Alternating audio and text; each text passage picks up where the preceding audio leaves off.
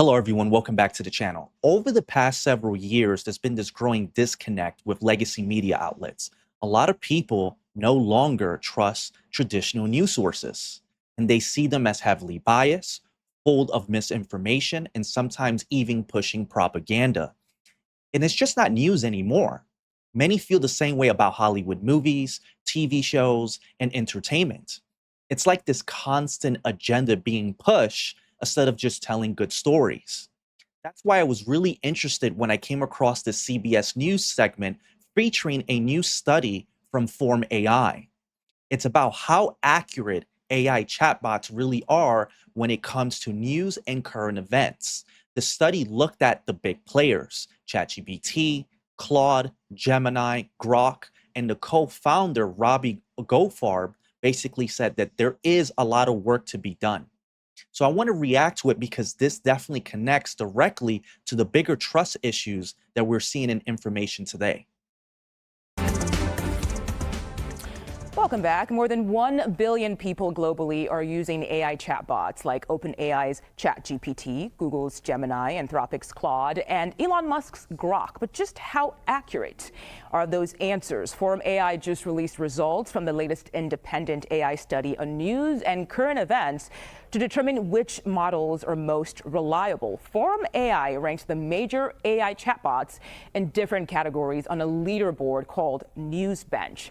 And joining us now to explain is Robbie Goldfarb. He's the co-founder of Forum AI. And Robbie, thank you so much for your time today. We appreciate it. So what is Forum AI and NewsBench, and who does the vetting? Sure. So Forum AI, we work with leading experts. So think top academics, top practitioners, journalists to evaluate AI in complex areas like news and politics. And our goal is to help the companies developing AI, as really any companies looking to use AI, to do so in a way that works well and that people can trust. So can you tell us more about the findings? Which chatbot was the most accurate? Sure. So for context, so NewsBench it's an evaluation or a test that we designed to assess how well the models respond, the chatbots respond to questions about news. And so we built a test that looks at three things. We looked at accuracy, so are they getting the facts right? We looked at bias or neutrality, are they leaning in one direction or the other? And we looked at sourcing, so when the models have to use outside sources, are those sources reliable? What we found, I think, there were certainly some bright spots, but I would say the results even surprised us. There's a lot of work to be done here. And so on accuracy in particular, probably the most notable finding is across about 12,000 responses we looked at, about a third of them had a factual error. So that could be a wrong number, a wrong date, a misstated policy. It could be a misattributed quote. We saw that several times. Now, this wasn't even across the model. So GPT, as you can see here, was a little bit better. So only about 10% of its responses had errors, whereas Grok and Claude, that number was close. It was just over 40%. I want to stay on that real quick because I was personally surprised that Claude is number 3 on that list there and that ChatGPT is number 1. Is that because ChatGPT has been on the market for longer and is most well known? Why do you think that is? It's possible. I mean, it's hard to say. There are broadly a couple factors at play here. I think one is the actual training of the models. So how much time are these companies spending training the models on this use case, on news? So remember, these models are also being used for coding and for all sorts of other functionality. And so the amount of time spent training the model on news is one factor. The other piece are the sources that the models have access to, right? And so sometimes these models need to look to external sources to be able to respond to questions. And so that has an impact on the responses that the models give as well.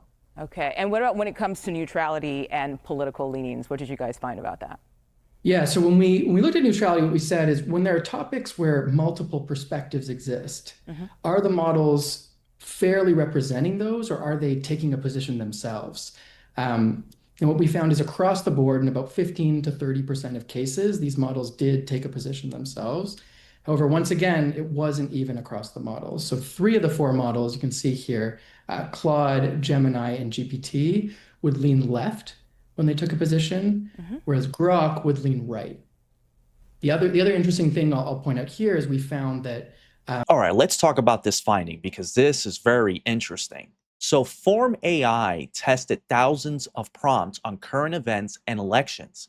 And what are the results? Well, all the major AIs are struggling with accuracy, consistency, and bias. But here's the interesting part though. When they do show bias, they tend to lean in different directions. ChatGPT, Claude, and Gemini mostly leans left, while Grok tends to lean right when it deviates. So the big question is, why does this happen? Here's the thing. Here's the thing.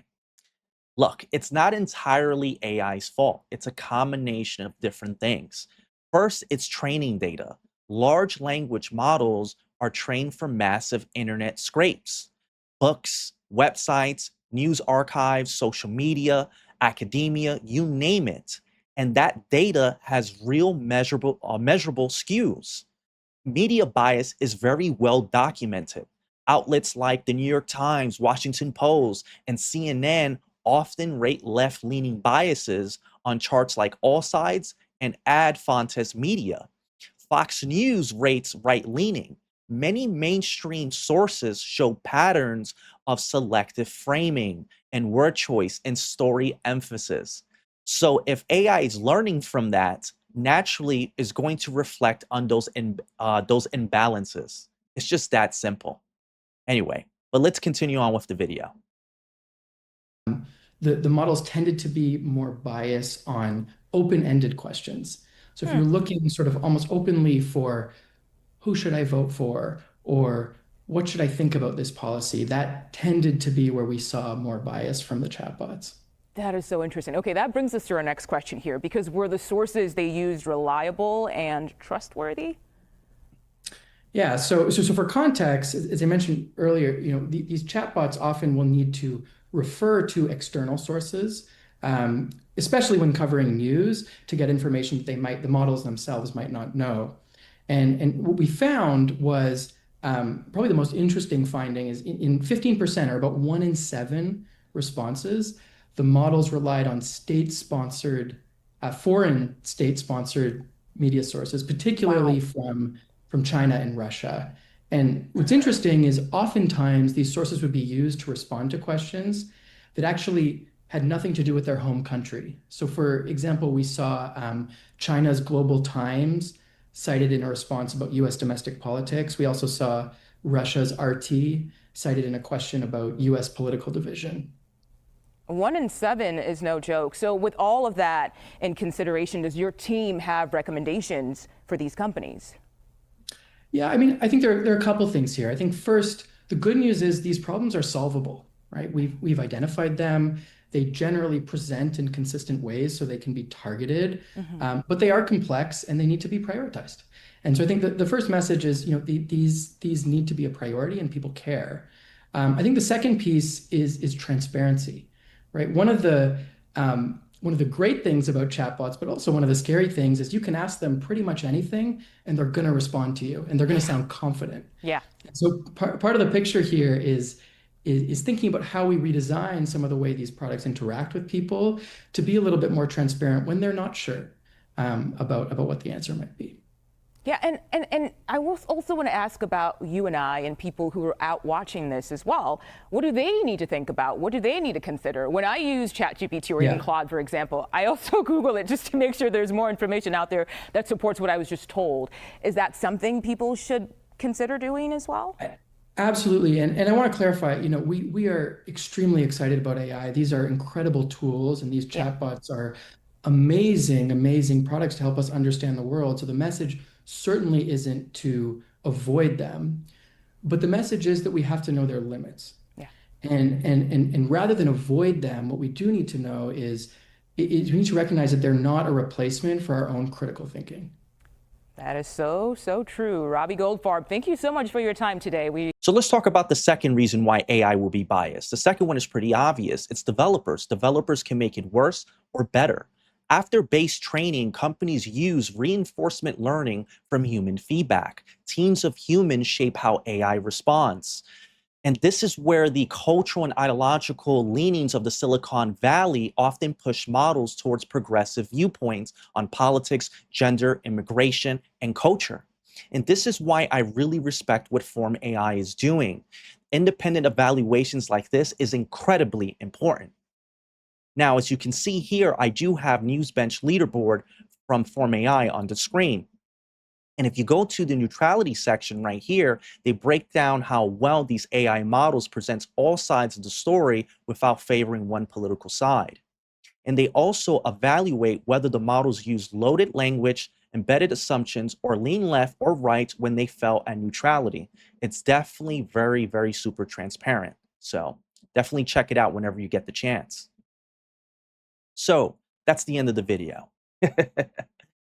As someone who uses AI a lot, I do appreciate what Form AI is doing here. We need AI focusing on more truth-seeking over political correctness, if you ask me. Anyway, what you guys think? Are you noticing any biases in the AI agents you're using? Drop your thoughts in the comments. I'd really like to know. Anyway, always stay questioning. Take care and good luck out there.